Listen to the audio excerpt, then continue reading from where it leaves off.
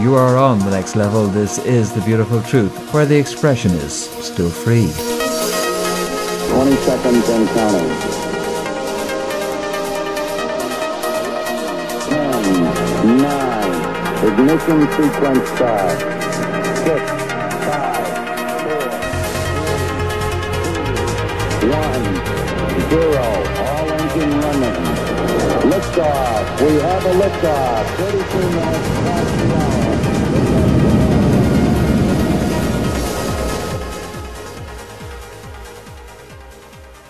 And you are very welcome. This is indeed The Beautiful Truth on breakfornews.com, and it looks like we do in fact have a liftoff.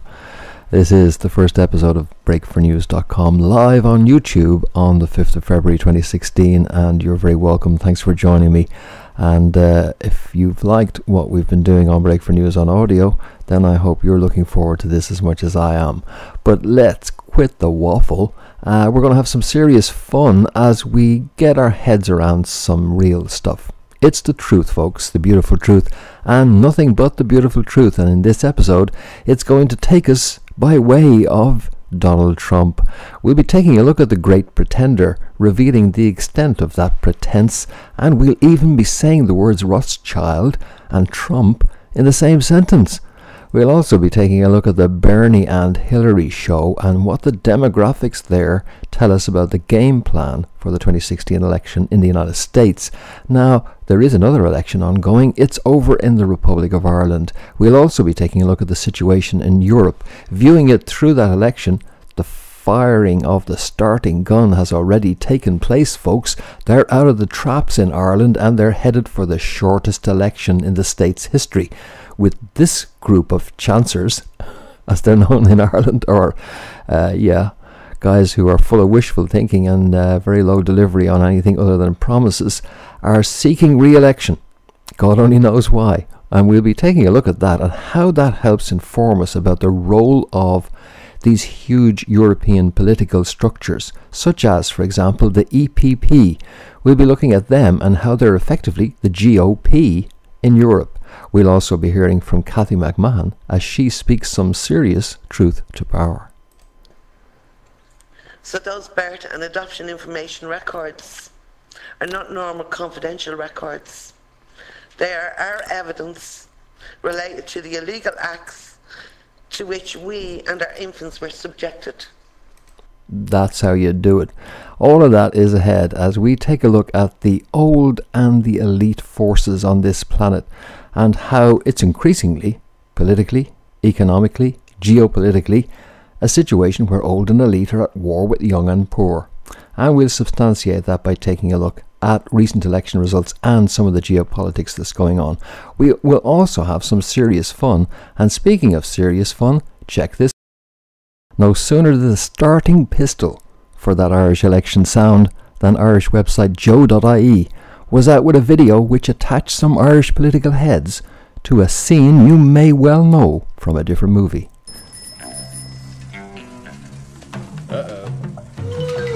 Who's in charge, Taoiseach? We will undo the damage that this government has done.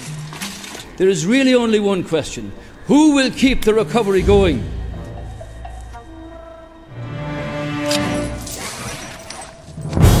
Hello, my name is Mick. I know about impossible lads. I faced him. Let's do this! Let's do this indeed.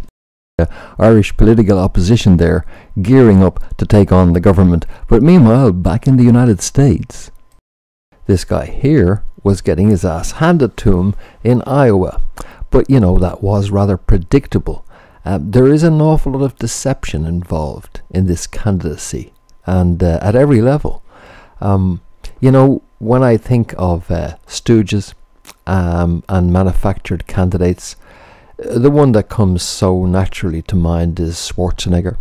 And Rothschild and Schwarzenegger go together. I don't know if you remember. Let's just ask Google to check that out for us. Rothschild, Schwarzenegger. Ah, yes, indeed. Who can forget that rather infamous photo of Jacob de Rothschild and Arnold Schwarzenegger and Warren Buffett as they, you know, shoot the breeze with each other. And it occurred to me that in many ways Trump is a very similar type of mechanism to the Schwarzenegger phenomenon. You create, in Schwarzenegger's case, a media personality through film, through movies, which are also used for political propaganda purposes, and then you use that as a springboard to launch, in his case, a gubernatorial career. So what if the same kind of MO was playing out with Trump? Isn't it interesting the way Trump was engineered into position on The Apprentice and given that media profile at that time? What kind of game might be going on here? Well, in public, there's very little to link Rothschilds and the interests they represent, and and Trump. But here's this one from Linda Rothschild, who responded to a Washington Post tweet about a leading white nationalist urging Iowa voters to back Donald Trump by saying, "Trump must denounce this support. It is unethical and against all American values." Well said, Linda Rothschild, who is the, as well as being an heiress, the CEO of E.L. Rothschild and the co-founder of the Coalition for Inclusive Capitalism. I thought inclusive and capitalism were, oppositional. Surely. We've learned that much at this stage. Now, let's just do a little bit more digging for Rothschild and Trump and see what comes up. We'll ask Google again. Rothschild, Trump. Okay, a lot of interesting stuff there, and images and articles. When you click on some of the articles involved, and you can get links to all of this in the Break for News forum and also on the YouTube video page for this presentation. But when you start clicking some of the links there, they're very instructive. Not so much links directly to the Rothschilds, but it serves as a useful way of pulling information out of Google. Try it yourself. When it comes to Jewish connections, Trump trumps his GOP competitors. That's what was written on August the 8th, 2015 by Haaretz in Israel. And they were reporting how, well, not only is the outspoken Republican US presidential candidate's right-hand man a Jewish lawyer, Michael Cohen, that is, but Donald Trump's daughter Ivanka converted to Judaism. Oh, that's actually small potatoes, in fact, although it does sound very damning in one way. Not really. No, you may have heard of a guy called Bibi Netanyahu, a sort of warmongering, Palestinian murdering, mass murdering maniac. Yeah, guess who thinks he's really neat? My name is Donald Trump, and I'm a big fan of Israel. And frankly, a strong prime minister is a strong Israel. And you truly have a great prime minister. In Benjamin Netanyahu, there's nobody like him. He's a winner. He's highly respected. He's highly thought of by all. And people really do have great, great respect for what's happened in Israel. So vote for Benjamin. Terrific guy, terrific leader, great for Israel. I'll take your word for it, Donald. Absolutely. I mean, hello.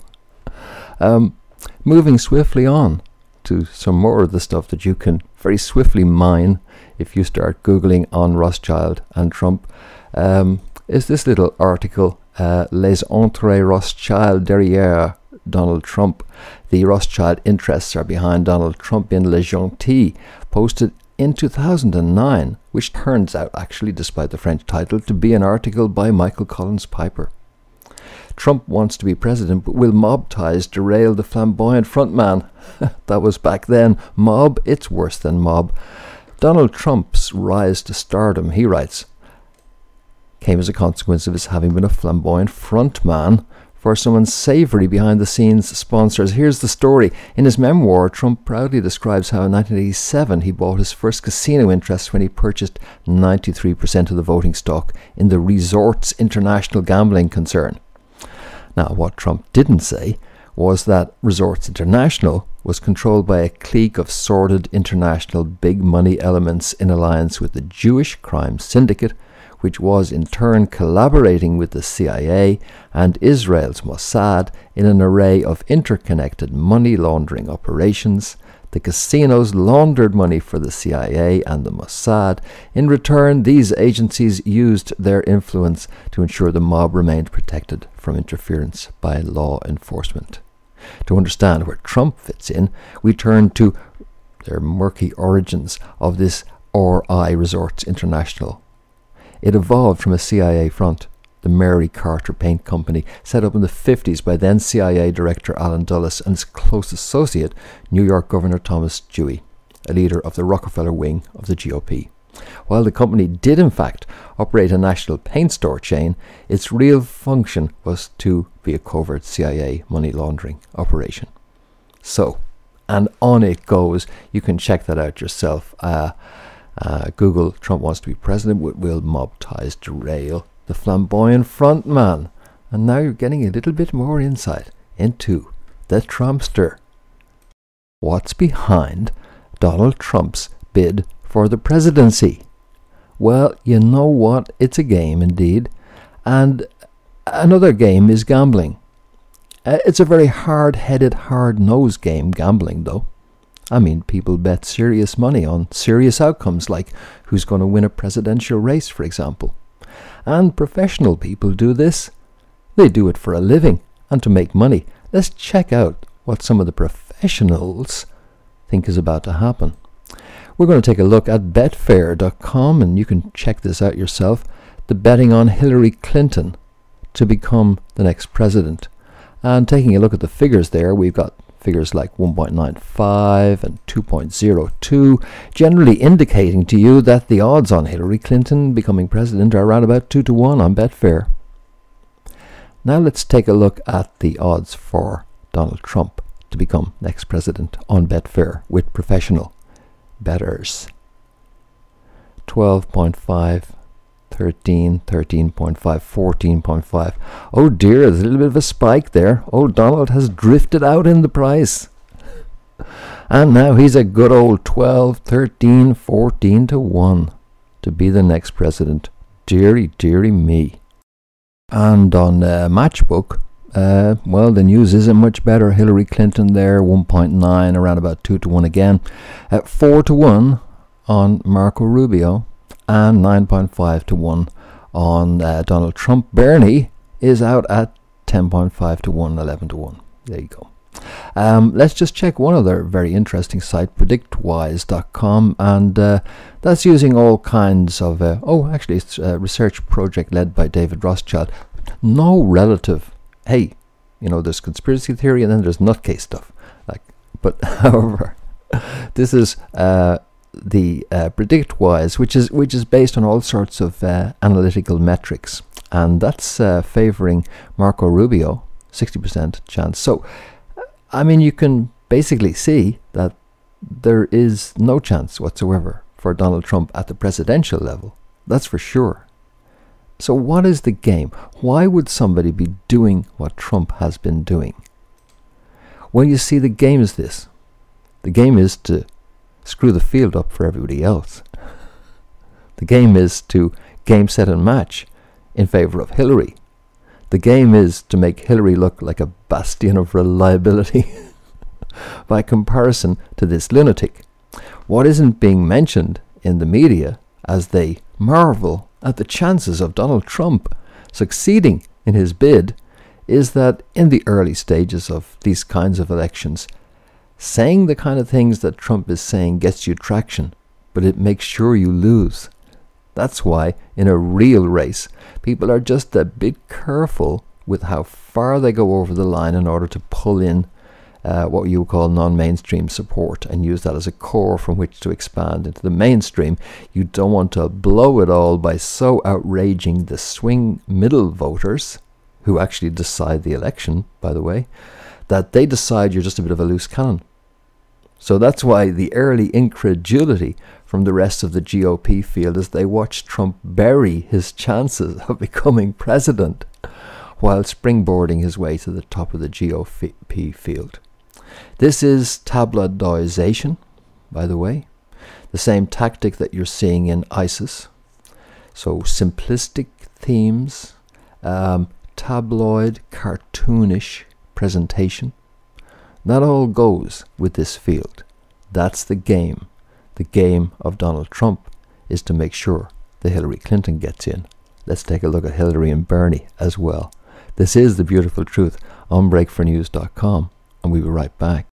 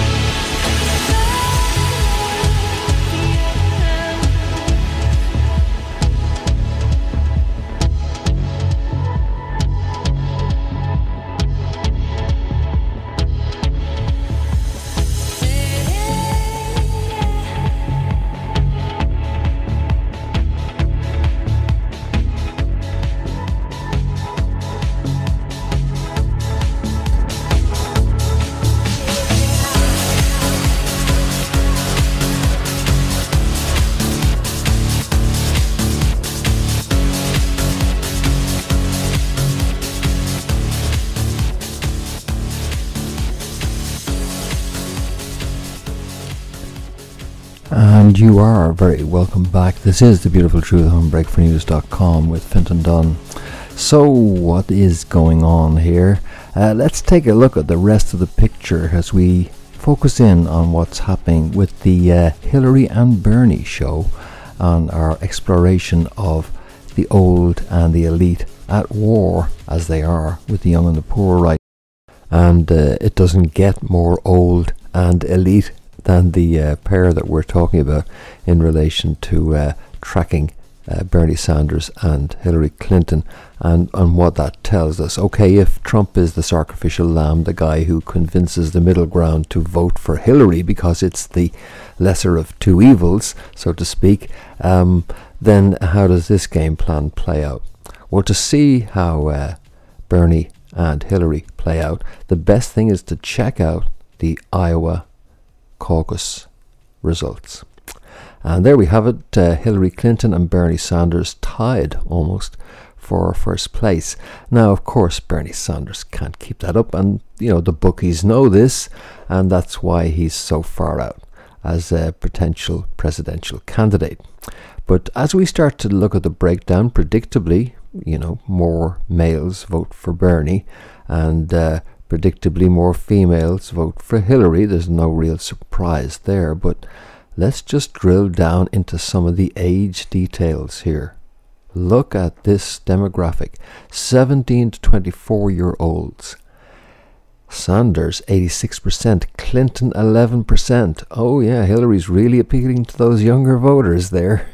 Let's take the 25 to 29-year-olds. 81% Sanders, 17% Clinton. Take the 30 to 39-year-olds, 62% Sanders, 34% Clinton. Take the 40 to 49-year-olds. Now Clinton's starting to get into the game, and finally Clinton manages to score more support in a demographic than Sanders. 51% to Sanders, 44% in the 40 to 50-year-olds. Moving to the 50 to 60-year-olds, 64-year-olds, it's now Clinton 58%, Sanders 34%. And by the time we get to 65 and over, Clinton is pulling in, well, over 2/3 of those, and Sanders manages 1/3. So, Clinton's strongest support is in the over 65s. over 65s. And Sanders' strongest support is in the under 25s. That is some astonishing demographics there, folks. And there's a few things that you can draw out of it, really. The first one is this, that between the two of them, they've managed to carve up the entire demographic. You get it? Now, the reason Clinton is ahead is because despite the support in the younger age group for Bernie, there ain't as many of them as there are of Hillary. So, of Hillary supporters. So, therefore, despite his strong showing in that arena, it doesn't benefit him to the point where he actually starts to win. But it does pull in that younger demographic, and where are they going to get that without Obi-Wan Kenobi to haul him in with his Hopey Changey? No, we need a new repackaged Hopey Changey, and you're looking at it. The only thing is, there is a bit of a disconnect. I mean, Bernie's the guy who's appealing to the under 25s. What age are you, Bernie? And are you really going to rock the house? I'm not so sure. Stephanie Kelton, one of the gurus of modern monetary theory, is allegedly advising Bernie on the presidential bid, and there is, theoretically speaking, a potential monetary device there which could be used to ignite some kind of an economy for those who are currently suffering under the neoliberal onslaught. So it would seem that the logical conclusion here is that Hillary is the presidential candidate and that Bernie is VP. And Trump is the all-singing, all-dancing clown driving the uncommitted voters in their direction. That seems to me to be the game plan. The geopolitics and the geoeconomics require a Clinton win at the moment, and so that's being engineered, even if it is to the consternation of some in the GOP. But that still does nothing about the underlying demographic issue. The degree of separation between the desires and aspirations of those who are under 40 years of age and what is being delivered by the political elite, which is far short of that. Now, you'll see the same disconnect across in Europe. You'll see it in the Syriza result. You see it in Spain. You see it in Portugal, where there is, among those who are under the age of 40, a completely different mindset than exists among the older elite. And that is manifest in the case of Ireland as we return to these jokers, the current Irish government now seeking re-election. As the little slogan there says, let's keep the recovery going, to which most people would respond, what recovery is that, dude? Yes, indeed. The situation in Ireland, which had a huge economic implosion, larger than that which affected Greece, by the way, with 500,000 people leaving the shores of Ireland to work in Australia, Canada, etc. Well, these guys came into office with a promise that they would make sure the bankers didn't get rewarded. They were going to burn the bondholders. If you were participating in casino capitalism, they said, and you lost money, tough luck. That's the way it goes. The Irish people ain't going to pay for this. And they got a massive vote. And what did they do when they got in? Yes, you're right. You can tell by their rather glum faces what they did. They did what they said would consign Ireland to an absolute economic tsunami and would cause Ireland to lose 10 years. They did exactly what they said would be the tragic outcome of what would happen if you didn't elect them. And then they went ahead and did it anyway. Not only did they bail out the banks, but they also gave the bondholders who had invested in these Ponzi banks run out of the centre of Europe and using Ireland as a sort of semi-offshore vehicle, they bailed the bondholders out 100 cents on the dollar. The bondholders got every last penny. Now, why would somebody like this gentleman in the centre here, Enda Kenny, and the other gentleman to his left, a notorious and well-known banker-connected individual called Michael Noonan, finance minister, why would this pair go in and do something diametrically opposed to what they said they were going to do.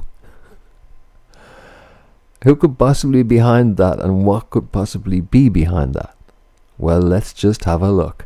There is a clear explanation besides the usual lying of politicians.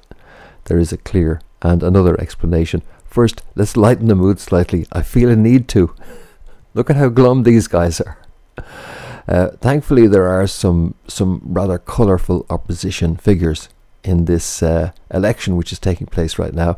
And one of the election videos comes from Mick Wallace, an opposition TD, or public representatives from the southeast of Ireland. And Mick has an astonishing video up online. Check it out. Is it switched on? We'd have loved to be able to say that we made a difference, that things were different now, things were better. I wish to God we could say it, but we're not able to say it because it ain't the fucking truth. Ain't the fucking truth. Ain't the fucking truth. Ain't the fucking truth. Ain't the fucking truth. Ain't the fucking truth. Ain't the fucking truth. What strikes again? T-shirt. T-shirt. We're up from Chorus Ash to Corn. I apologise, I can't look on the phone. So put on your translation system. Are you prepared to put it to a referendum? Irish water can never be privatised. Irish water will not be privatised. It's already in the legislation, and I'm prepared to stand by that. I actually don't believe you. I really don't. And I don't blame Mick for not believing them. I really wouldn't believe him either, Mick, if I was you. Because they lied every step of the way. And yes, we've had an attempted water privatisation ushered in by this neoliberal government which took over in Ireland, led by, as I say, Enda Kenny. And that's Enda Kenny there, the current leader of the Irish government, seeking re-election despite what to many people seem to be traitorous actions. And here he is here he is shaking hands, very sort of friendly with Angela Merkel. Oh, that's interesting. He seems to be getting on extremely well with Angela Merkel. I wonder if that's got anything to do with why he sold the Irish people down the river. Let's just check out this Enda Kenny guy a little bit more. Enda Kenny, Irish Fine Gael politician, Taoiseach since March 2011, blah, blah, blah, served as Minister for Tourism and Trade, blah, blah, blah. Also a two-term Vice President of the European People's Party. Aha. The European People's Party. This European People's Party. Vice President twice. There he is on the end. There's Merkel. Oh, look, there's that Spanish crook. Can't remember his name. Rajoy, is it? Tusk. Oh, look at this. Stooges. Everyone. Stooges for the neoliberal Anglo-American bankster elite. These are the people who are at the heart of what is effectively a GOP of Europe. Europe has actually been completely transformed from a group of independent nations, unbeknownst to the vast majority of the population of Europe. See this? This is the ideal, you see? This is the idea.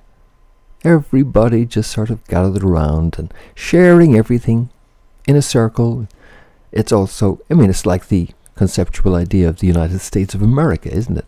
Really, United States kind of concept. But this is the reality, like in the United States, where it ceases to be about individual states.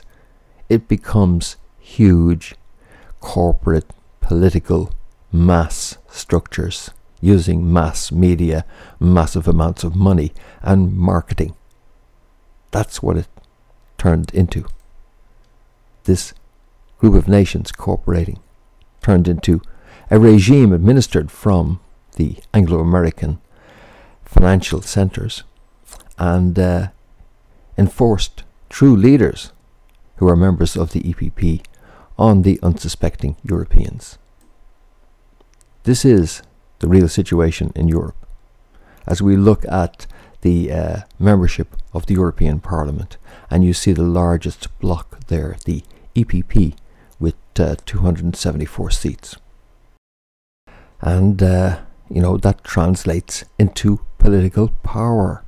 And that's the reason why this group of people have more in common with each other as members of the European People's Party than they do in common with the people who elected them from the individual nations.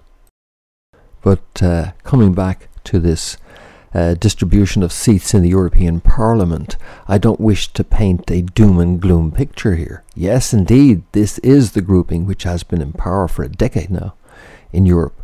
And the real story is that they are losing their grip. We saw the first signs of that with Syriza, and we saw further confirmation in elections in Portugal and more recently in Spain, where the neoliberal conservative forces have literally been fought to a standstill, to a stalemate. And now we have an election in Ireland. So this is the dynamic of a United States of Europe, where these individuals have been determining the neoliberal agenda, the anti-Russian propaganda, that whole 9 yards has come out of this core grouping who wish to keep Europe neoliberal in its economics and subservient to US interests in terms of its geoeconomics and geopolitics. And that's why, for example, last year we had EPP issuing EU should tell Russia we're ready to go to war. The document being highlighted there, the renaissance of the West, how Europe and America can shape up in confronting Putin's Russia. So this is pure propaganda. And this is here, for example, EPP Group Bureau meeting, Future of the EU Performance-Based Budgeting. So this is a group which is at the centre of Europe and at the centre of controlling the political and economic direction of Europe.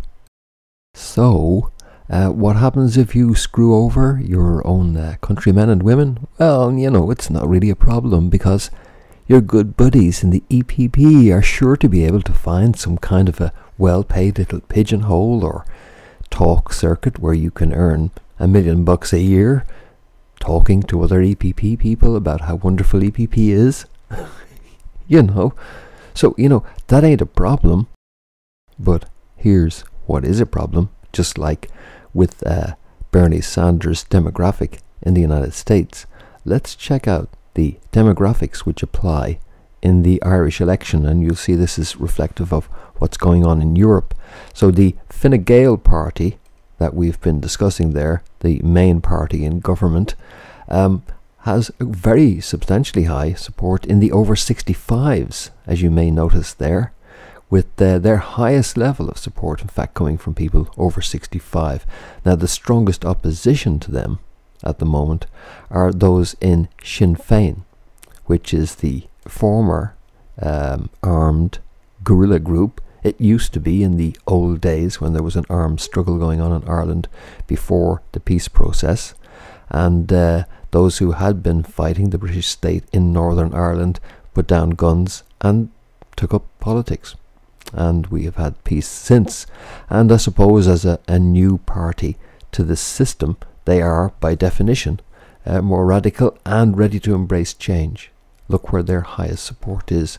29% among those 18 to 24 and 30% support among those 25 to 34. So it's the under 34s have the highest level of support for Sinn Féin. And it's the opposite way around for the current government. This is exactly the same kind of dynamics which are applying in the United States. And indeed, if you looked elsewhere around Europe, you would find that it is again young people in Greece, in Spain, in Portugal, in Italy, who are waiting for the change and waiting and waiting. Well, they won't find the change they're looking for here. And they won't find it from this crew either.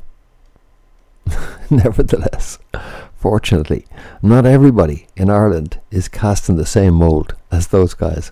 And there are some great people who are determined to build a new future for Ireland, and they're out on the streets right now, and they are active, and we'll get to more of our story of the old and the elite in their war against the young and poor after a little break from music. We'll also be hearing from Cathy McMahon and her appearance in the Irish Parliament in relation to the historical abuse during which babies were separated from their mothers forcefully in religious-run so-called mother and baby homes. We'll be hearing about that also. And of course, Cathy McMahon is our sponsor, neemwell.com, neemwell.com, and due to improving the neem that she's been selling on the net for now 10 years, I think, and due to the deteriorating quality of competitive neem products, in fact, it is, I can say, without contradiction, the best quality neem on the planet right now. And you can get more on that at neemwell.com, neemwell.com. Right, there is a band in Ireland, a young band in Ireland called The Academic, and this is something called Northern Boy. And yeah, this is the New Ireland, and this is what they sound like. Give me your hand and we can say hello. Your daddy is big, but his mind is slow. And meet me out the back in 10. She's tired of playing pretend. If she calls, I will tell her. If she calls tonight, and if she calls, I will be there.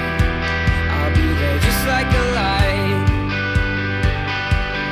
Don't be afraid to love, and this ain't a game of love. And don't be afraid to love and love again. I don't get the way you feel. This ain't a movie reel. And don't be afraid to love and love again.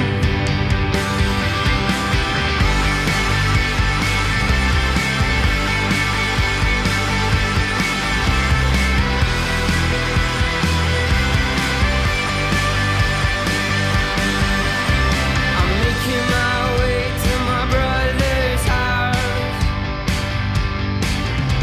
He's calling her phone while she's holding her blouse. She snuck out the back with some northern boy, and now she's sleeping in a forest trying to find some joy. Don't be afraid to love. This ain't a game of love.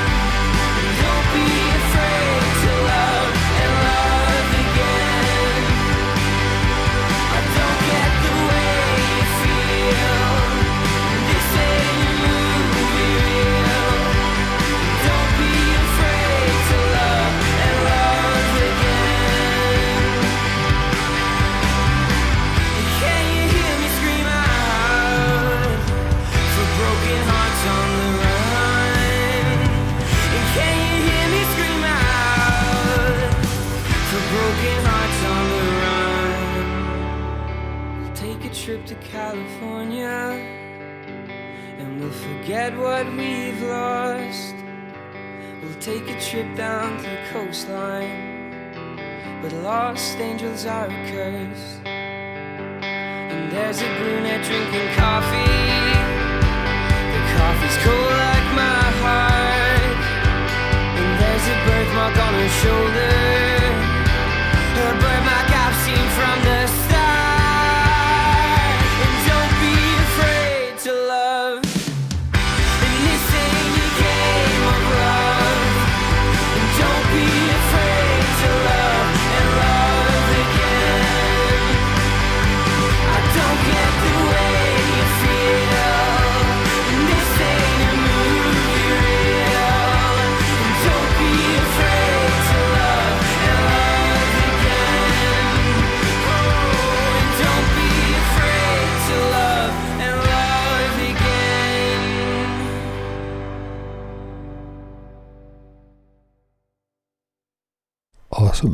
Awesome from the academic there. And if you think that's good, check out the academic on YouTube and make sure you take a look at their late show performance. Okay, and on we go. You know, it's not just these political battles in elections being manifest now in 2016 around the planet, but it's also a geo-economic struggle between the old and elite and the young and poor. And you know, you often don't see it from this particular perspective, but I'm going to show you something now, which is one of the reasons I'm so happy to be on YouTube discussing things with the option to do video. I'm going to show you visually something that the entire system seems to be effectively hiding from us. And we'll start with something innocuous. This here is the equity market capitalization of the planet. We're looking at a portion of it here now. United States, North America, and Northern and Western Europe. And you can see there the actual capitalization of the market. In the United States, close to 20 trillion. In Canada, 1.1 trillion. In the United Kingdom, a little over 2.5 trillion. In Germany, 1.1 trillion. Switzerland, 1.2 trillion, which makes it quite a big country on the map compared to its actual size, because you know that Switzerland isn't as big as Germany. Of course it's not, but on this map, the size of each nation is proportional to the amount of capital or capitalism that's ongoing. Now, there are some surprises when you look outside our little bubble in Western Europe and the United States, folks. Like when you scroll the map to look at, say, South America. Look at that. I mean, South America is hardly on the map in terms of market capitalization, with Brazil being a mere blip by comparison. And across on the other continent, the other huge continent on the planet, the African continent, well, really South Africa is about the only nation that even manages to make a blip. Now some more surprises. Creeping in the top right-hand corner there, you may be noticing Russia and India. Let's scroll back up here again and get this map centered. And we'll scroll across and look to the east by comparison with the west. And there you see now China, that vast population with a mere trillion in capitalization. This is slightly out of date, but giving you an idea of the past and where we're coming from, is a world dominated by capital, in many cases Anglo-American capital, or its agents. You see Japan there, for example, with a huge capitalization. The question as to whether these sizes actually represent true underlying value in all cases in these markets is another thing, because central banks with their monetary policies have been juicing up the asset values which underlie this entire global edifice, one which relegates vast amounts of the global population in Russia, China, India, South Africa, Africa all over, and South America almost to non-existence. So, let's take another perspective on that. How do we get here? Let's roll back the clock in time and look at the world before this very skewed state of affairs, a world dominated by Anglo-American capital, came about. We're now looking at the ancient civilizations, going all the way back to just after JC, 2,000 years ago. And you can see in this the share of global GDP which various nations held. There's obviously a nation there holding a huge share of global GDP, the one in red, 1,000 years ago and 2,000 years ago, and the one there in orange. I mean, those two nations, whichever they are, they're dominating global GDP back then. Let's scroll across, see who they are. Well, the red one's China, and the amber is India. That's who. And then we see the rise of these other nations in yellow, grey, cyan, various shades of blue, into navy, and then green. There's the rise of the United States in green. As the United States begins to take a huge chunk of global GDP. Even Russia taking its share. Germany taking a vast share. We're looking at 1900 now to 1950.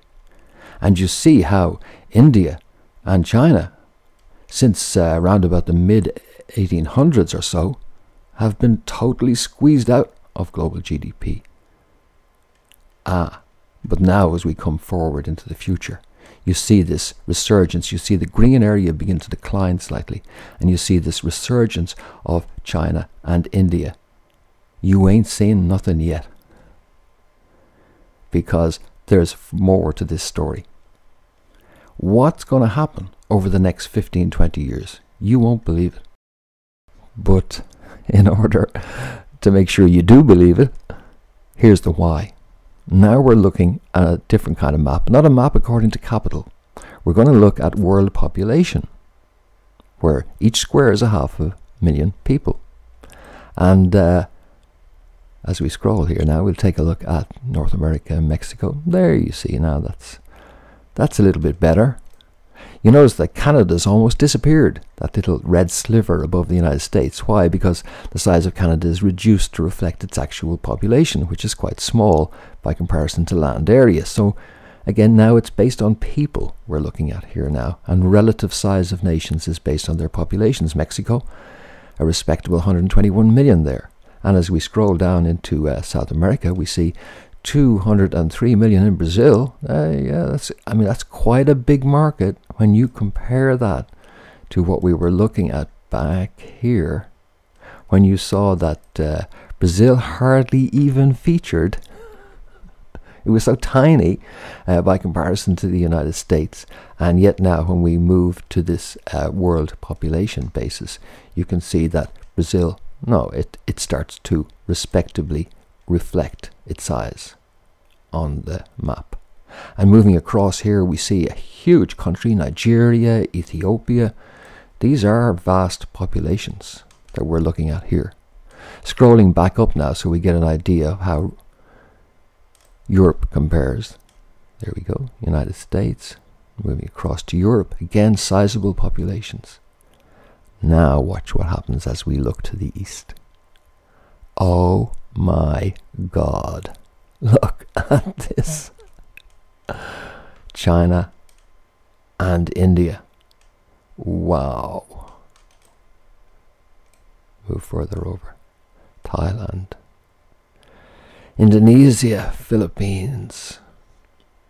This is sizable, folks. This is sizable. I'm going to scroll and reduce the size of that so we can start to get our heads around a little bit better.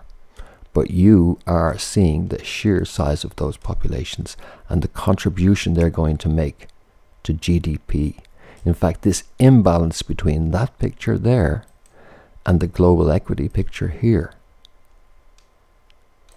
explains a lot of what's going on the planet right now. There is an attempt to hold back the development of China, India, of the BRICS nations. And it can't last. You can see the sheer population strength of these nations mean that what's going to happen is that China and India are going to continue to recover to an appropriate level of global trade, reflecting their populations. That's going to produce this. It's going to produce changes in the world that you hadn't even been advised about. Look at this here in 2010 on the left hand side, looking at the global middle class. And you can see that there are around about $5.5 trillion worth of middle class spending in the United States in 2010, which is quite appreciable. Just below that we see 8, and what's that 8 refer to? Europe, 8 trillion of middle class spending in Europe. Vibrant and active middle classes in both those areas. Central and South America, the black slice on the pie, only 1.5. And what's that other one? 4.8. Asia Pacific. Starting to come on, isn't it indeed? Rivaling the size of the USA, virtually, in 2010. Now have a look on the right and see what happens over the next 16 years. Look at the size of the pie and how much it has increased by in a mere 16 years. Look at the slice which these nations China and Philippines and Indonesia, the Asian nations are taking out of the pie. From a small 4.8 trillion of middle class spending, by 2030 you're looking at 32.6 trillion of middle class spending. Over half of middle class spending on the planet is going to be coming out of those nations. How have we fared? Well, there's Europe respectively advancing its GDP, and although it has a declining share, as everybody else does, of the overall pie, it's actually 11.3 trillion of middle class spending versus 8 now, so that's okay. Take a look at the North America, and that's 5.8 compared to 5.5 now. That's almost no change, folks. That's what people in the United States aren't been told about. That's almost no change. But there's going to be considerable population increase in the United States over that time. So you can't square what we're looking at there in that 2030 graph with the policy set and the political structures and the economic structures that we currently have. We need to, and are way overdue, reinventing how we do business. Because these nations that once had a rightful place in global trade are going to recover that position. And these populations are going to achieve their own national destinies. But we're not going to see a great deal of that, not with the systems that we have in place currently in Western, North American and European democracies, alleged democracies, largely ruled by that vast wall of capital.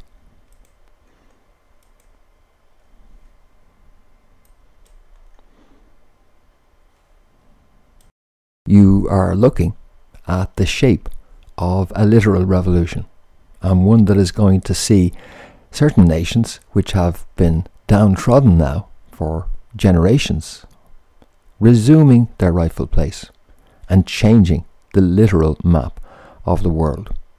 So that's the story that we're not being told, and that underlies yet another battle, the one taking place between the vast hordes of people who will express themselves, who will achieve national self-determination, unstoppably will, and an old elite which is used to dominating by virtue of the capital deployed using this neoliberal capitalist model. Well, the rest of the world has taken that model, they've improved it, and they're working with an improved version of it. We're left with an entirely dysfunctional, screwed up system of capital which generated this but failed to deliver benefits in the last 30 years for its own peoples. So those are the battles going on geopolitically and politically within nations, as the old and elite battle the young and the poor. And in many cases it is the very old and elite which represent the 0.01%, the 60 odd individuals who own almost as much as half the world's GDP. That old elite are increasingly at war with a group which are both young and poor, and they're to be found not just in the third world, not just in India, not just in China, emerging out of years of domination by Western finance and military, but it's also to be found in the United States, in the Netherlands, in Germany, in France, in Switzerland. The young and poor are suffering just as much. Those are the forces that are going to shape this planet, and they're shaping it right now. We're about to see how some of that works out in upcoming elections. But we need more than just elections, folks.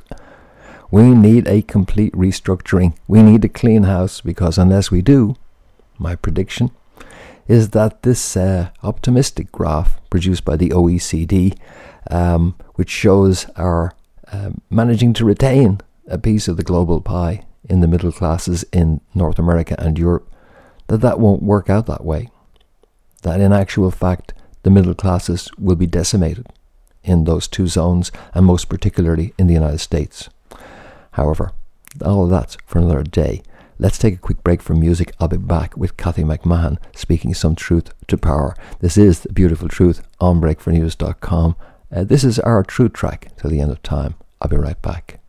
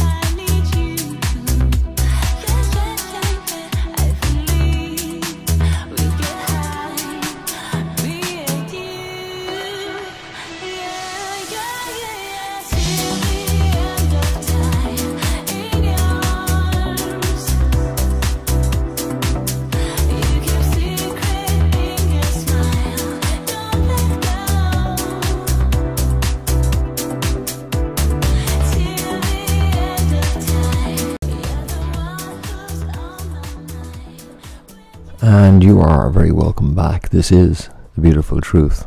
Okay. And even as the global scene plays out, as we've been detailing, and these elections have been playing out, there's been another battle going on, one which has occupied a great deal of our time for the last year, and I've been participating with Cathy McMahon, acting as a press officer for the group she founded over a year ago called Irish First Mothers, and looking for justice and the truth to come out about what happened to Irish women, thousands, tens of thousands of them, who were forcibly incarcerated in religious-run mother and baby homes and then had their children taken from them. Now, we are not at the end of that battle in terms of getting justice by any means, but a signal victory on the way has been achieved. And that came last year when Cathy gave testimony to the Irish Parliament, which is looking into legislation to try and address this terrible crime against women and enable adopted persons to reconnect with their original parents if they wish, and vice versa, etc., and begin to face up to our past. You know, all that sort of boring stuff of dealing with the shit that most of the time we don't like to deal with. As I say, a signal victory.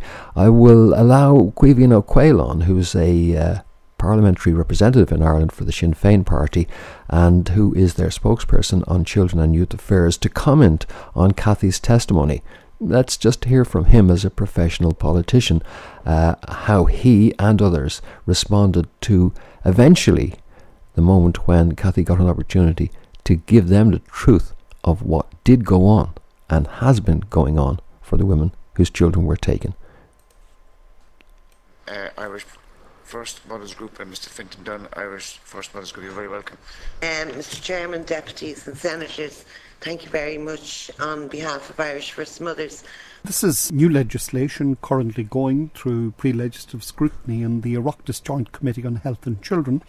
Irish First Mothers is a peer-to-peer mutual support group for women who lost children to adoption. We have over 50 verified members, and we range in age from early 40s to mid-70s.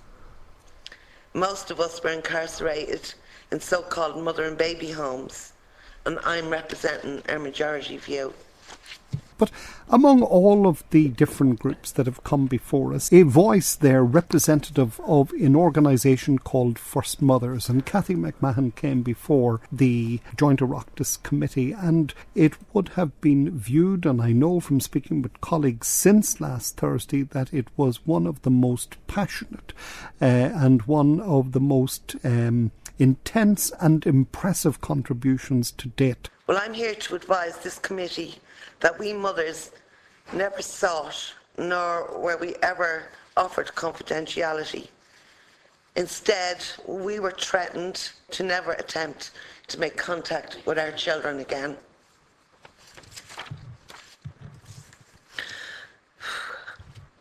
Take your time, you're doing well. Better get a glass of water, take a drink. Thank you, Chairman. I have some.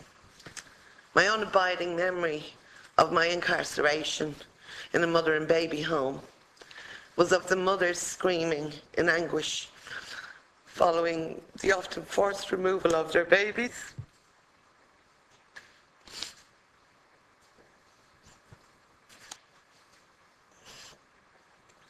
So those birth and adoption information records are not normal confidential records. They are our evidence related to the illegal acts to which we and our infants were subjected. A very passionate contribution, and it's one that struck a chord with political voices right across the board. And I have no doubt that from my own knowledge and experience of meeting women within our own constituency of Cavan and Monaghan who have been through this exact experience, that Cathy was indeed speaking truthfully and reflecting honestly on the experience of the overwhelming number of women who have been through this quite tragic period within their lives, being left, coming back home to their own community place, but without the child that they would miss and yearn to hold, yearn to meet for the rest of their lives. As Cathy made very, very clear on Thursday, that very, very few, if any, she even questioned if any, were actually willingly giving up their child. This notion that women were willingly giving up their child for adoption. So the very minimum we can offer all potential victims of this illegal process is prompt and unhindered access to the evidence, the records of the crime against their natural identity. We feel that all parties to illegal historical adoptions, the child, the natural parents, the adoptive parents, have rights to available information in relation to the adoptions. They were forced into a situation and their child forcibly taken from them. We want to see all of that confined to the sad pages of history in this country. We need to see legislation in place, and whatever stonewalling there is in relation to the release of information, whatever traceability needs have to be met, it's high time that societally we recognised that there is a right for mother and child to know each other in their respective lifetimes. Well said, and indeed you can see that Cathy's breakthrough testimony there has had a significant impact and has helped move forward the entire political process, hopefully on a pathway to getting a resolution of the injustices around this issue.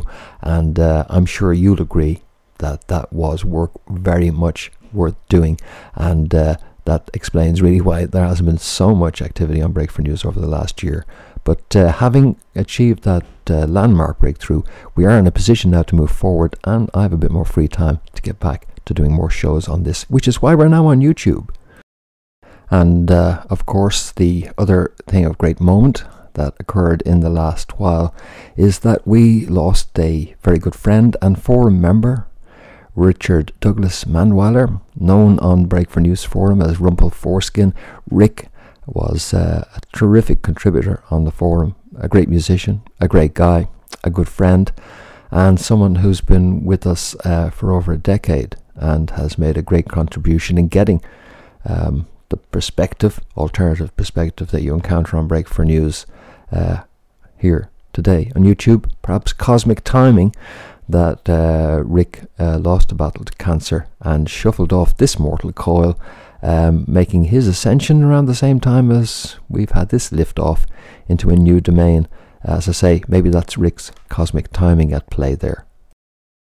In any event, I would like to dedicate what we're doing here and our launch on YouTube in this first edition to Rick.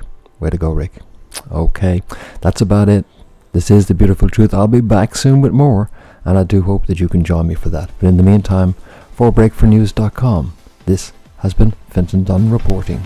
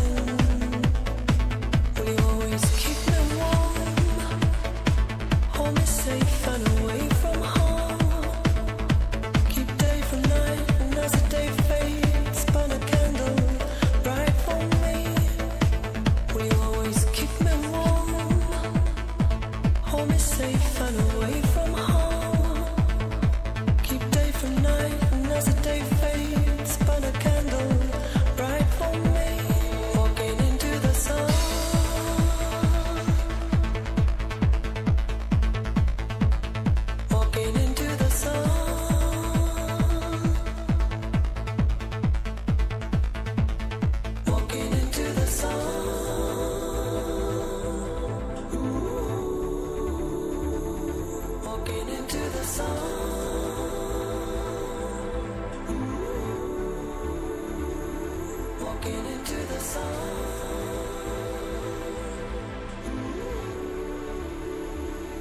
Walking into the sun.